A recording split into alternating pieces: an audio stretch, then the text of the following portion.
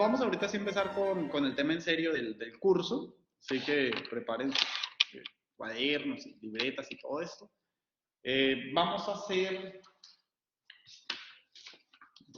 Mejor así. Nuestra clase del día de hoy es sobre conductores, aislantes y cargas inducidas. Tema número 1. Conductores, aislantes y cargas inducidas.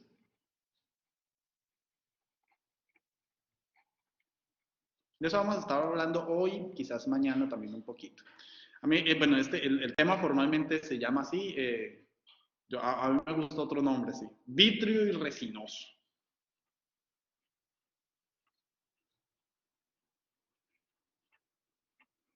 Vitrio y resinoso, ya van a ver por qué.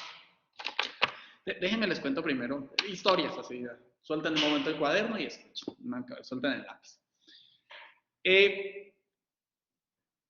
El fenómeno de la electricidad, ustedes saben que esto se ha estudiado desde la antigüedad, ¿no?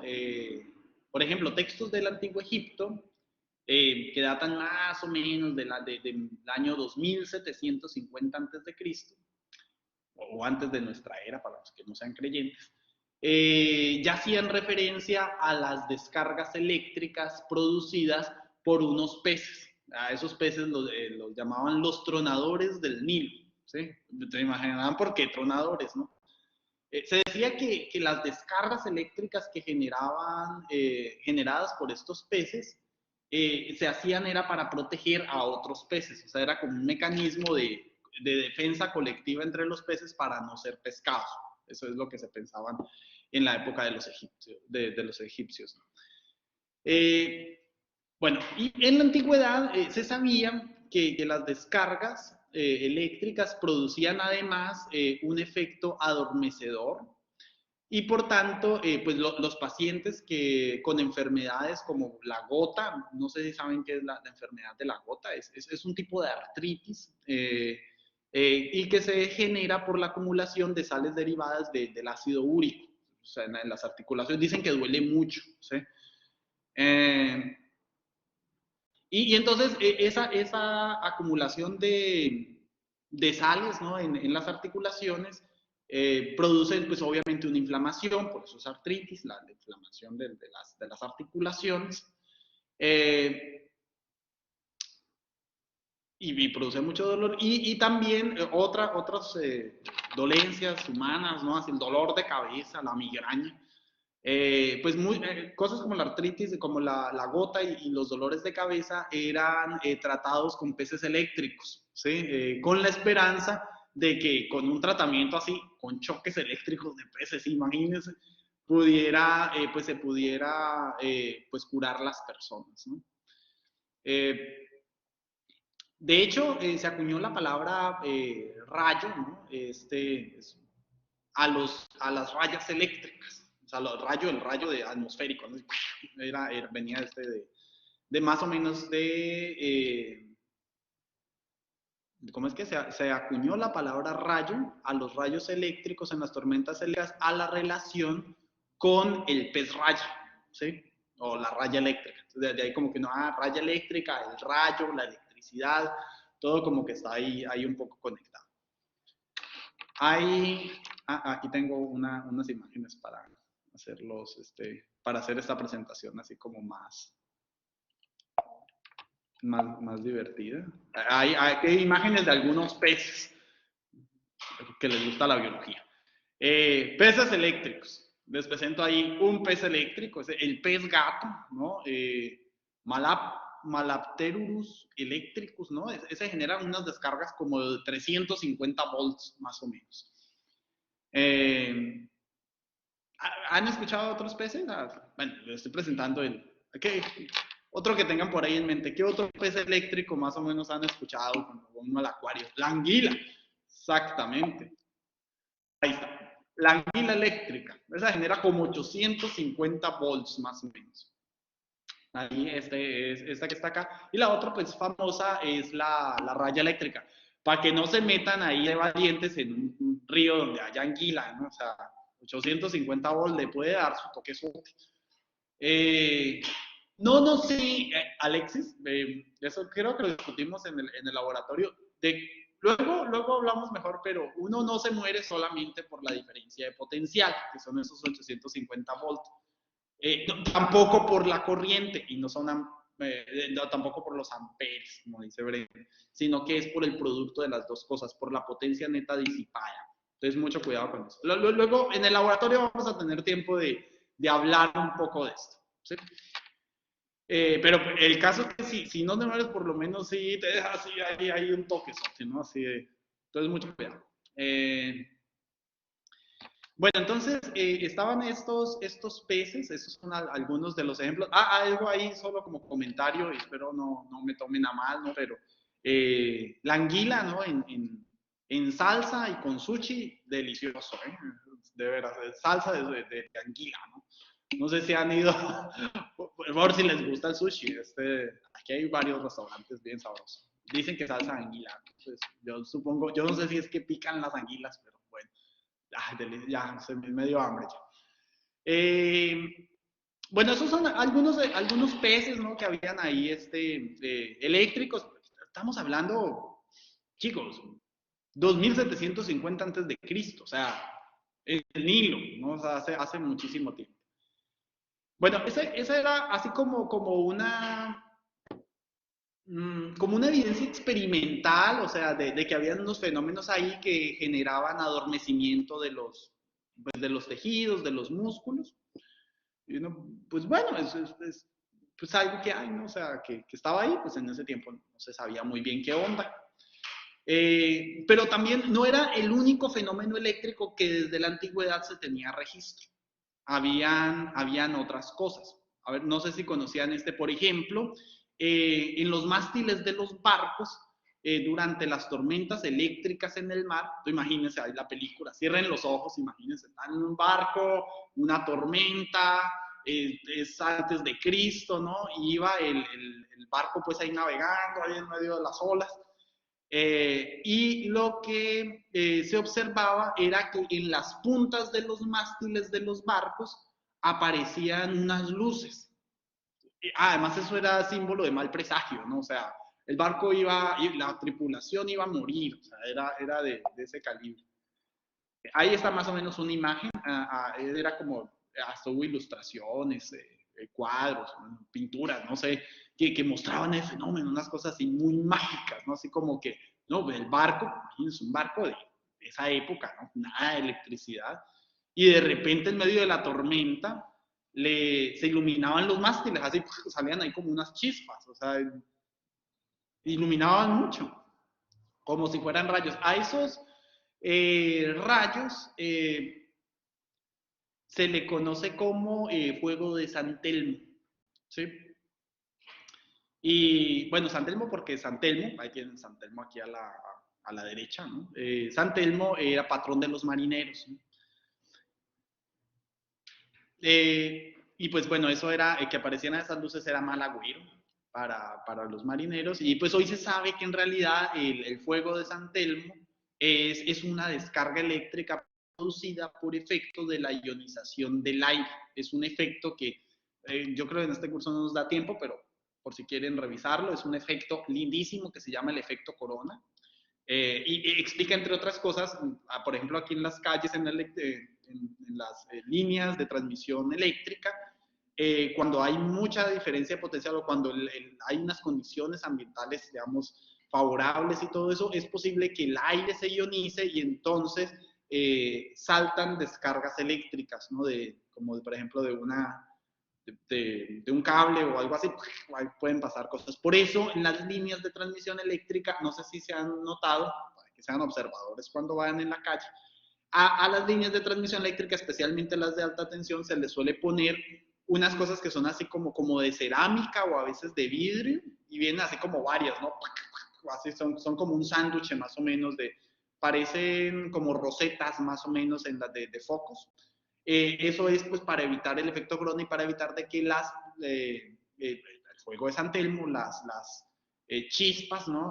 Brinquen de una cuerda a la otra, o sea, para que no se forme un arco eléctrico. Ahí para que lo vean en la calle cuando está. Generalmente cerca de los transformadores eléctricos suele haber muchos.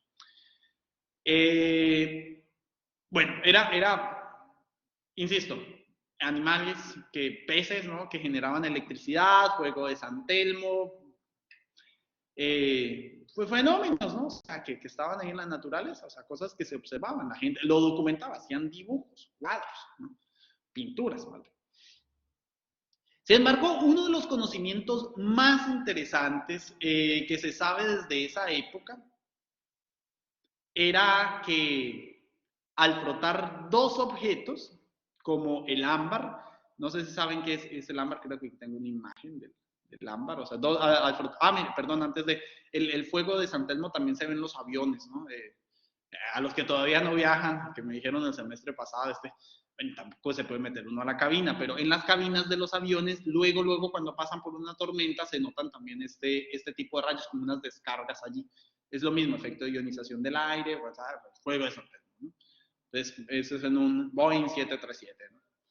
Bueno, pero entonces, vuelvo. Uno de los conocimientos más interesantes que se sabe desde esa época era que al frotar dos objetos, bueno, cierto tipo de objetos, no todos se podían frotar, pero en particular este tipo de objetos que les estoy mostrando en la diapositiva es una resina vegetal, una resina fósil vegetal que se conoce como el ámbar. No sé si lo han escuchado, ahí les puse ahí unas fotos. Hacen pendientes, ¿no? Todo esto aquí en las ferias, y luego suele uno encontrar personas. Yo creo que a veces los indígenas traen muchas cosas de este tipo, son piedritas de resina vegetal, ¿no? Para que se hagan una idea, es como cuando uno, no sé si han pasado por un árbol y no sé, tiene una grietita el árbol o algo así, y entonces bota así como una especie de, como pues resina, ¿no? Como una especie de miel, y pues cuando está relativamente reciente la herida en el árbol, pues esa resina es muy viscosa y de hecho es pegajosa. Pero si se deja pasar con el tiempo, pues se vuelve así como una piedra, mucho tiempo, ¿no? Obviamente. Pues esas piedritas de mucho tiempo son lo que se conoce como el ámbar, según tengo yo entendido. Tampoco soy especialista en ámbar, ¿no? Ni indígena. Pero lo interesante del ámbar es que, por ejemplo, hay unos famosos, hay como el ámbar de Chiapas, ¿no? Que hay animalitos y restos fósiles que luego se han quedado dentro de esa resina, y entonces han encontrado, casi como Jurassic Park, entonces han encontrado animales prehistóricos, bueno, mosquitos prehistóricos y todo eso allí metidos, ¿no? Y eso se conservan ahí muy bien. Pero el caso es que se sabía que al frotar cosas como, por ejemplo, el ámbar, sacaban una piedrita de ámbar, la frotaban aquí contra el pelo, ¿no? Contra algo, y la frotaban contra lana o contra piel, ¿no? Al frotarlo se obtenía algo que tenía la capacidad de atraer objetos pequeños, como pedacitos de papel. Lo interesante es de que si se frotaba además mucho, se imaginará, ¿no? La gente, le soltamos esto a Alexis, y Alexis se pone allá así hasta romper la sudadera, ¿no? Y entonces, si se frota mucho, lo interesante es de que esas piedritas incluso puede aparecer una chispa, como las del fuego de San Pedro. Tanto, o sea, uno, wow, esto puede dar pues para muchísimas cosas, ¿no? A ese efecto se le conoce como triboelectricidad.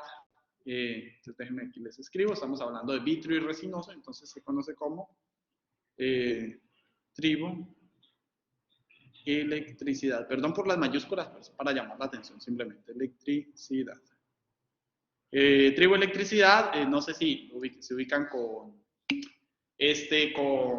los prefijos y todo eso así. Tribo denota frotación o rozamiento, ¿no? Y pues electricidad de esto, ¿no? De los peces eléctricos, de la raya, ¿no? De por allá venir. Entonces, triboelectricidad es como electricidad generada por efecto de fricción.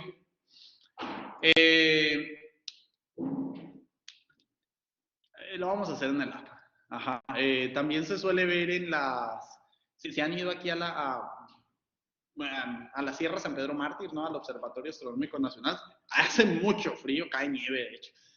Y va uno así con cobijas y tú te quitas la cobija y es por dentro de la cobija se ilumina, ¿no? Para foto, de tanta chispa que sale. Entonces, Elizabeth sí ha ido, está genial. Hay para acampar, para que hagan ahí su eh, planes de camping en vacaciones, mejor en verano, no, en invierno no vale la pena, hace mucho frío. Pero bueno, allá se ven cosas y además el cielo está lindísimo. Bueno, triboelectricidad. Por efecto de la fricción aparecen chispas. ¿Sí? Entonces, tribo de frote o rozamiento, ¿no?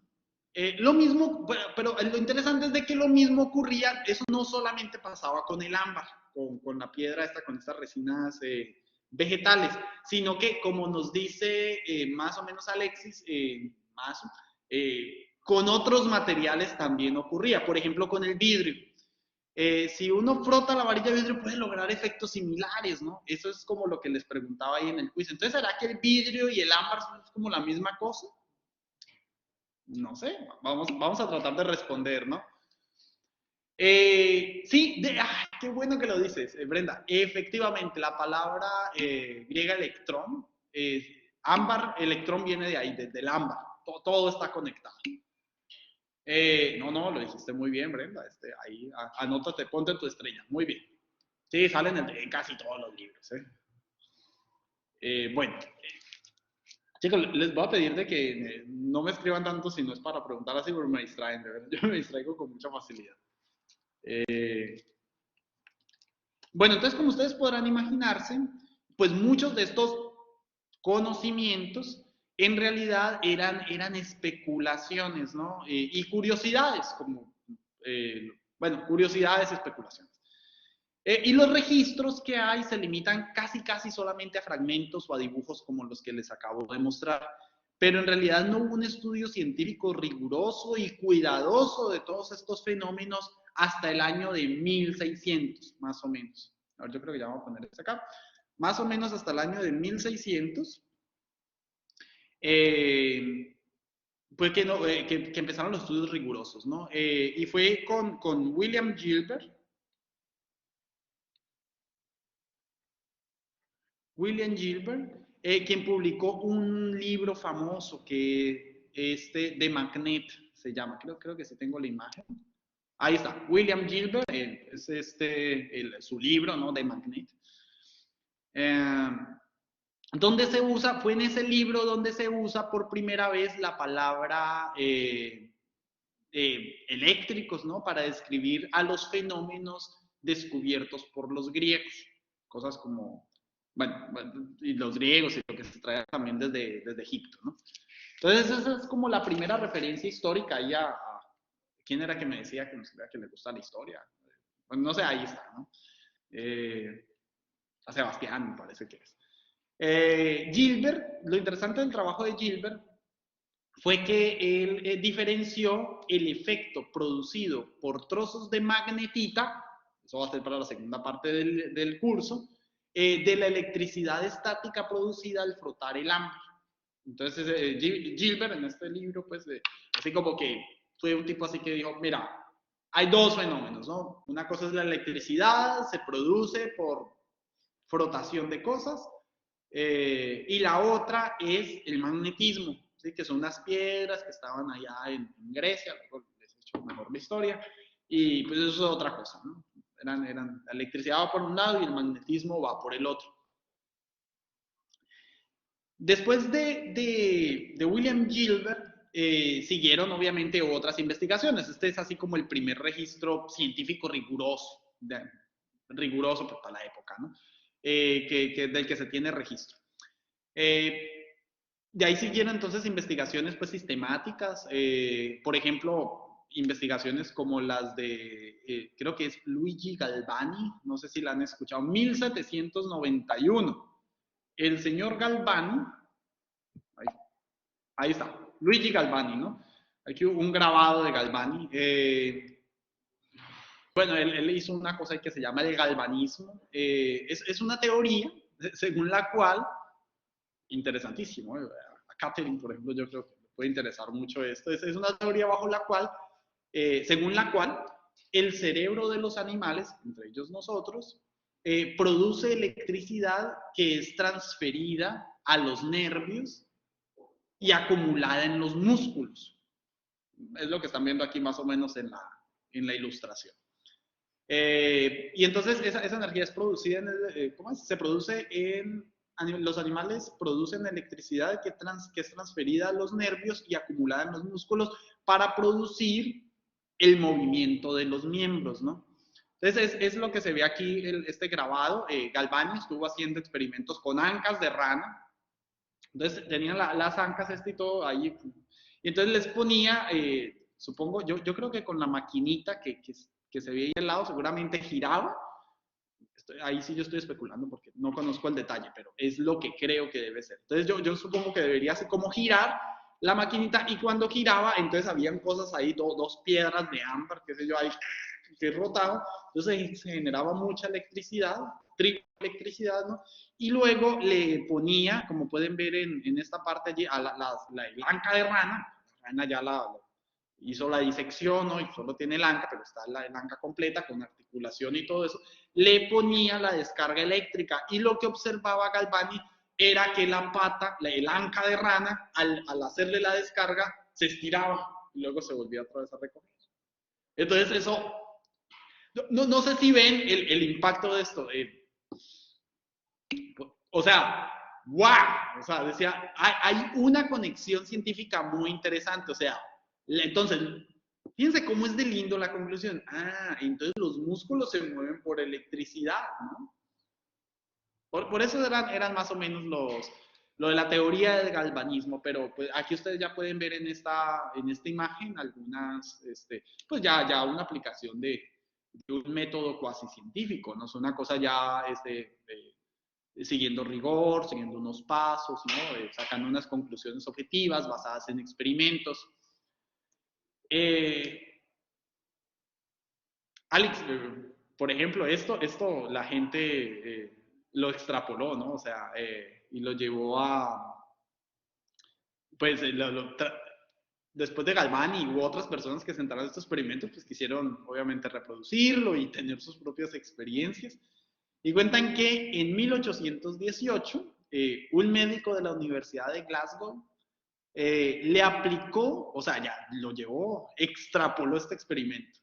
Me imagino sí saben para dónde voy, ¿no? O sea, le aplicó corriente, o sea, descargas eléctricas, mejor, le aplicó descargas eléctricas al cadáver de una persona que había sido ajusticiada, ¿no? Imagínense, Frankenstein, exactamente. Le aplicó electricidad corriente, perdón, corriente o electricidad, pues, a un cadáver de un ajusticiado, con lo que logró, no sé cómo le habrá hecho, pero logró que le puso aquí, el tipo estaba muerto, era un auditorio y estaban muchos médicos y muchos científicos, y al aplicarle electricidad, logró que el ajusticiado que estaba muerto sacara unas muecas horribles. O sea, cuenta la historia, es bien bonito, se las leo. Rabia, horror, desesperación, angustia, sonrisas espantosas y un completo festival del horror fue lo que se vio en esa tarde, en ese auditorio, ¿no? Dicen que la gente salió corriendo, ¿no? O sea, casi que hacía revivir al muerto, ¿no?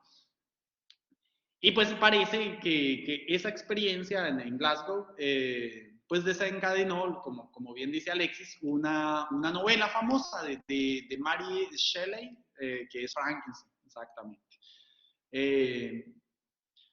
Bueno, hasta ahí es como un hecho obviamente científico, luego una cosa literaria, ¿no? Que con la historia de Frankenstein, a ver, ¿sabes que tengo aquí imagen de Frankenstein? No.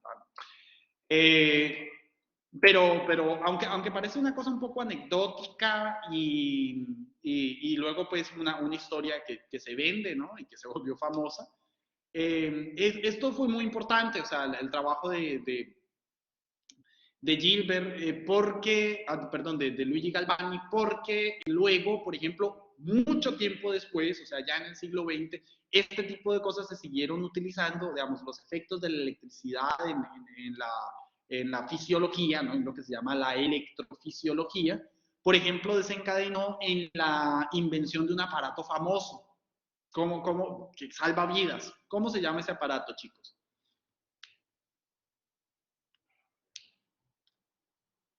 ¿No?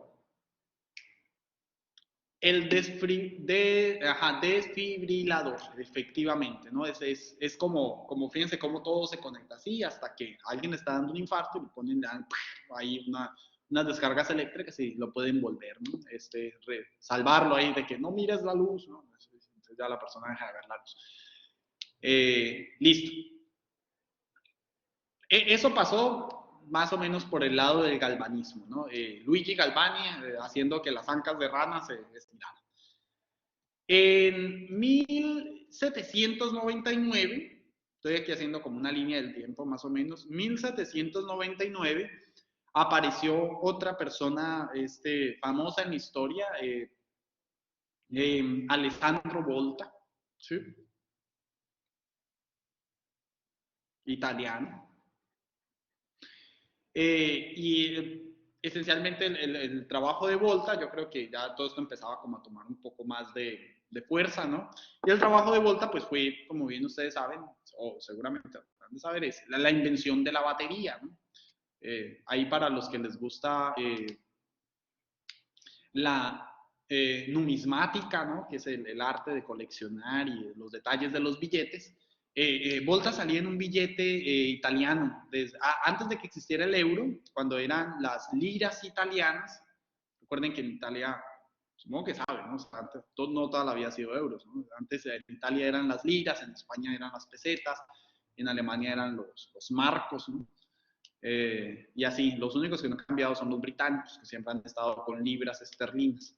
Pero en las liras italianas, en el billete de 10.000 liras italianas, la inflación debería estar por los cielos para tener billetes de 10.000, aparecía Alessandro Volta. Y de hecho, no sé si alcanzan a ver acá, a ver, les pongo aquí el billete más grande.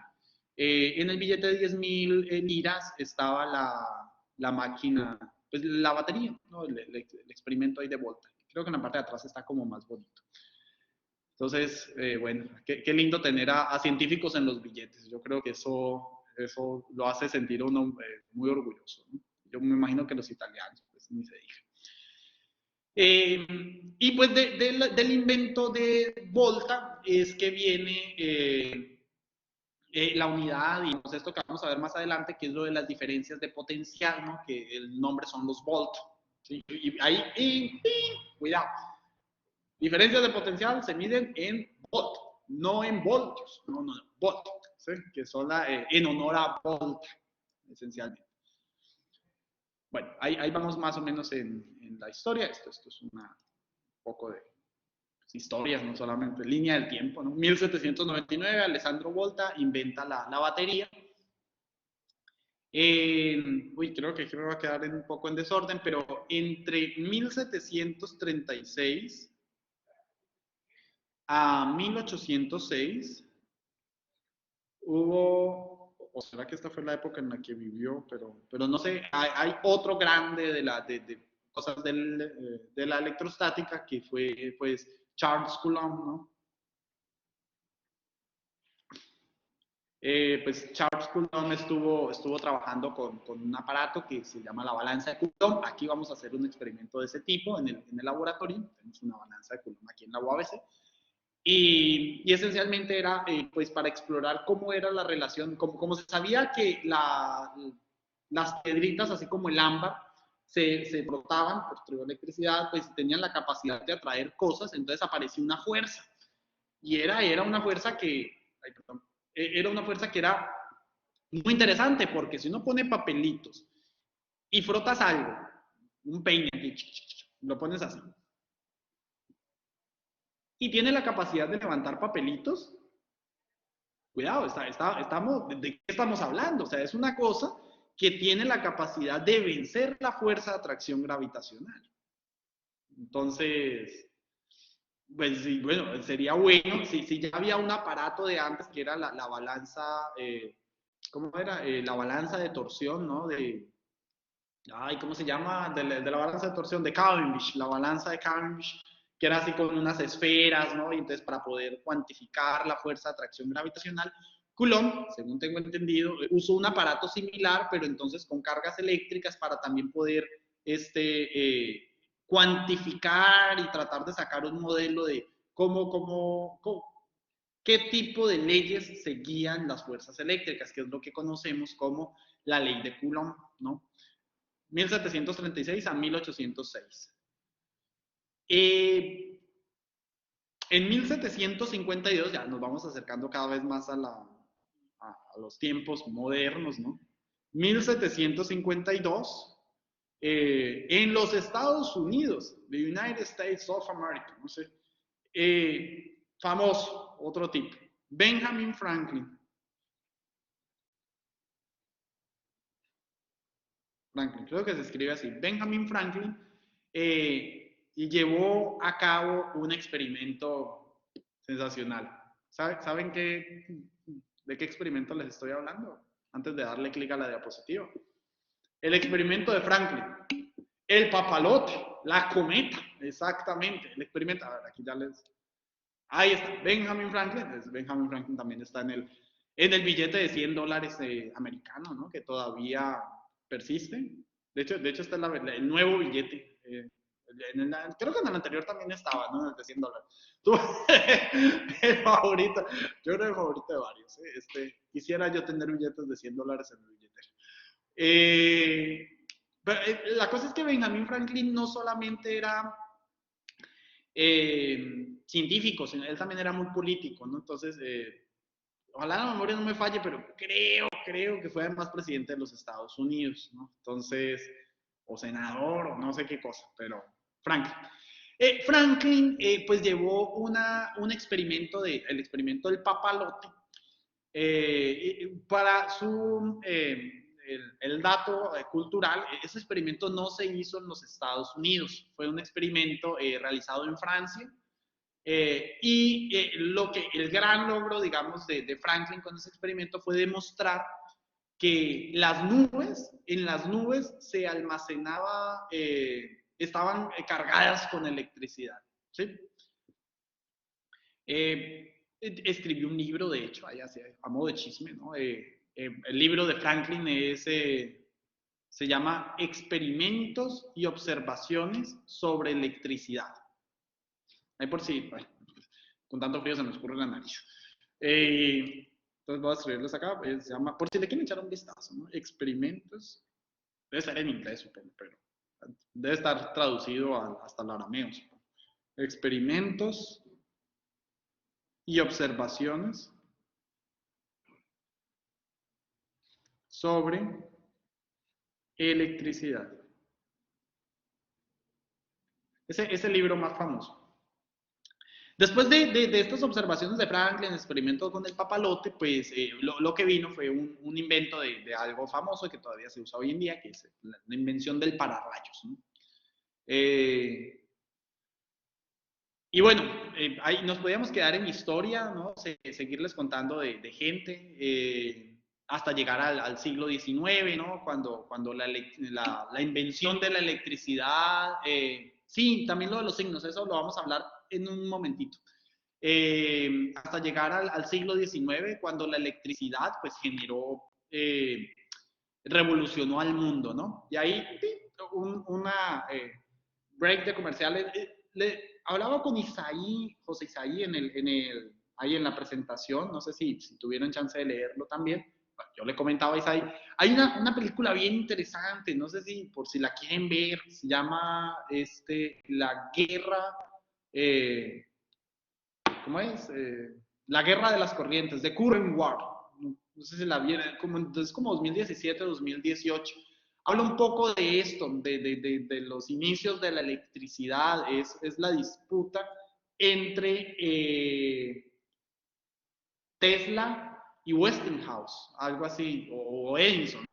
Creo que era Westinghouse y Tesla, ¿no? Porque Tesla decía, uno de los dos decía que era con corriente alterna, que había futuro, y el otro que con corriente directa, ¿no? Entonces, AC/DC. Eh, si la han visto, hay, pues no tiene nada que hacer y les interesa, está buena, la actuación está muy bien lograda, el guión está, yo creo que es una buena película. Y reciente, pues ahí por si algo.